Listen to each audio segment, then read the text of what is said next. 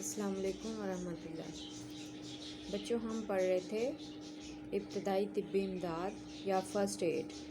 اس میں آج ہم نے پڑھنا ہے آگ اور بجلی کے خطرات اور ان سے بچاؤ کے اقدامات تحریر کریں۔ سب سے پہلے ہم پڑھتے ہیں آگ سے جلنا۔ اکثر لوگ جو ہیں وہ آگ سے جلنے کی وجہ سے حادثات کا شکار ہو جاتے ہیں۔ بعض اوقات جلنے کا زخم بہت زیادہ شدید ہوتا ہے اور خطرناک ہوتا ہے، اور یہ نہ صرف جلد کو نقصان دیتا ہے بلکہ جسم کے مائع جات یعنی پانی، جسم میں جو پانی ہوتا ہے وہ بھی اس سے جلنے سے ضائع ہو جاتا ہے، جس سے جو مریض ہوتا ہے وہ شدید صدمے یا دہشت کی کیفیت اس پر طاری ہو جاتی ہے، اس کا شکار ہو جاتا ہے۔ جلنے کا چھوٹے سے چھوٹا زخم بھی توجہ کا متقاضی ہوتا ہے۔ ہم اس کو اس طرح چھوڑ نہیں سکتے کہ بہت کم جلا ہے، بہت چھوٹا سا زخم ہے تو یہ خود ہی ٹھیک ہو جائے گا، ہم اس کو اس طرح سے نہیں چھوڑ سکتے۔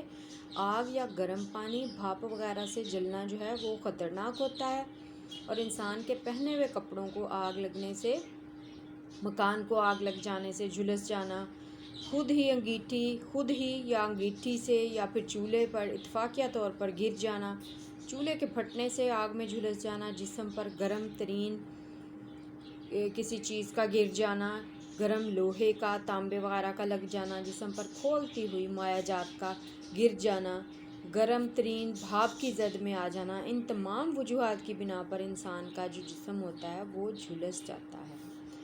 اب میں آپ کو بتاتی ہوں کہ جلنے کی کتنی اقسام ہیں۔ جلنے کی 5 اقسام ہیں۔ سب سے پہلے ہم پڑھتے ہیں خشک حرارت سے جلنا۔ خشک حرارت سے جلنے سے مراد ہے کہ سگریٹ، آگ، گرم اشیاء مثلا گرم استری اور گرم لوہے یا تانبے وغیرہ کا لگ جانا۔ پھر ہے نمبر 2 پہ مائع حرارت سے جلنا۔ مائع میں کیا آتا ہے؟ گرم ترین بھاپ کی زد میں آ جانا اور جسم پر کھولتی ہوئی مائعات کا گر جانا مائع حرارت سے جلنا کہلاتا ہے۔ نمبر 3 پہ ہے سورج کی شعاؤں سے یا کسی بھی طرح کی شعاؤں سے جلنا، شعاؤں کی حرارت سے جلنا۔ سورج کی گرم شعائیں، دھوپ، اس کے علاوہ ایکس رے کی شعاع جلد اور آنکھوں کو متاثر کر سکتی ہے۔ پھر ہے جی نمبر 4 پہ بجلی سے جلنا۔ طاقتور برقی رو اور اس سے پیدا ہونے والی حرارت جب جسم سے گزرتی ہے تو جلد اور اس کے نیچے بافتوں میں زخم ہو جاتے ہیں، اس کو کہتے ہیں بجلی سے جلنا۔ نمبر 5 پہ ہے کیمیائی حرارت سے جلنا۔ تیزابی یا الکلی خاصیت کے مادوں کا جسم پر لگنے سے، گرنے سے جو زخم ہونے کو کیمیائی حرارت سے جلنا کہتے ہیں۔ گرم مائعات سے جھلسنا اور تیزاب سے جلنے کو 4 درجوں میں تقسیم کیا گیا ہے، اس کو 4 پارٹس میں تقسیم کیا گیا ہے یا 4 ڈگریز میں تقسیم کیا گیا۔ پہلے درجے یا فرسٹ ڈگری میں کیا ہوتا ہے کہ جلنے میں متاثرہ حصہ صرف سرخ ہوتا ہے، جلد پر کوئی آبلہ نہیں بنتا لیکن درد محسوس ہوتا ہے، متاثرہ حصے پر سوجن بھی ہو جاتی ہے۔ سیکنڈ ڈگری برن یا دوسرے درجے کا جلنا، اس میں کیا ہوتا ہے کہ دوسرے درجے کے جلنے سے جسم کی اوپر والی جو تہہ ہے اس پر آبلے بن جاتے ہیں، آبلے ٹھیک ہونے کے بعد جلد پر نشان نہیں رہتے، جلنے سے شدید درد بھی ہوتا ہے۔ نمبر 3 پہ تیسرے درجے کا جلنا، تھرڈ ڈگری برن یا تیسرے درجے کا جلنا۔ تیسرے درجے کے جلنے میں تمام جلد جو ہے وہ جل جاتی ہے، سڑی ہوئی جلد آہستہ آہستہ 4 سے 6 دنوں میں اتر جاتی ہے اور پھر زخم بن جاتا ہے، اعضاء کی کارکردگی اور خوبصورتی میں بھی فرق آ جاتا ہے۔ جسم کی جلد 40% سے کم متاثر ہوتی ہے اور ٹھیک ہونے پر جلد پر نشان رہ جاتے ہیں۔ یاد رکھیں کہ تیسرے درجے کا جو جلنا ہے اس میں جب جلتا ہے انسان تو اس کی جلد جو ہے 40% سے کم متاثر ہوتی ہے، لیکن اعضاء کی کارکردگی اور خوبصورتی میں فرق آ جاتا ہے، اور جب وہ زخم ٹھیک ہو جاتا ہے تو جلد پر نشان رہ جاتے ہیں۔ اس کے بعد ہے جی نمبر 4 پہ چوتھے درجے کا جلنا۔ اس میں جلد کے علاوہ عضلات بھی جل جاتے ہیں، جلنے والے عضلات بیکار ہو جاتے ہیں، ٹھیک ہو جانے پر عضلات اپنی کارکردگی اور شکل و صورت کھو بیٹھتے ہیں۔ اگر تمام جسم کا 40% حصہ جل جائے تو متاثرہ فرد خطرناک صورت سے دوچار ہو جاتا ہے۔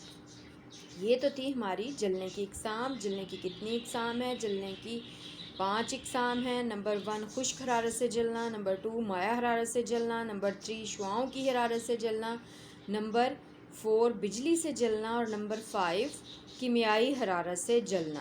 جو نمبر 5 ہے کیمیائی حرارت سے جلنا، اس میں مختلف کیٹیگریز ہیں، پہلے درجے کا جلنا، دوسرے کا، تیسرے کا اور چوتھے کا۔ اس کے بعد اب ہم دیکھتے ہیں کہ اگر خدا نخواستہ کوئی شخص جل جائے تو فوراً اس کو طبی امداد یا اس کا علاج کس طرح سے کیا جانا چاہیے۔ جلنے کی صورت میں متاثرہ فرد کے جسم سے کپڑے بہت احتیاط سے علیحدہ کر دیں، اور اگر آسانی سے کپڑے نہ اتریں تو دوسری صورت میں انہیں کاٹ کر اتارا جائے۔ کپڑوں کا کوئی حصہ اگر سلگ رہا ہو یعنی تھوڑا جل رہا ہو تو اس کو الگ کر دیں یا سنک میں ڈال دیں، اور یعنی پانی وغیرہ اس پہ ڈال دیں تاکہ اس کا سلگنا یا جلنا ختم ہو جائے۔ اس کے بعد کیا کرنا ہے کہ متاثرہ فرد کے جو سامان اس نے ہے پہنا ہوا ہے اس کو احتیاط سے اتار دیں، جیسے انگوٹھی ہے، چوڑیاں ہیں، کوئی کنگن وغیرہ ہے، گھڑی ہے یا بریسلیٹ ہے یا بیلٹ ہے، وہ علیحدہ کر دیں، اتار دیں، کیونکہ ان چیزوں سے جسم پر سوجن بھی ہو سکتی ہے۔ اس کے بعد کیا کرنا ہے کہ زخم کو خشک اور جراثیم سے پاک پٹی سے ڈھانپ دیں۔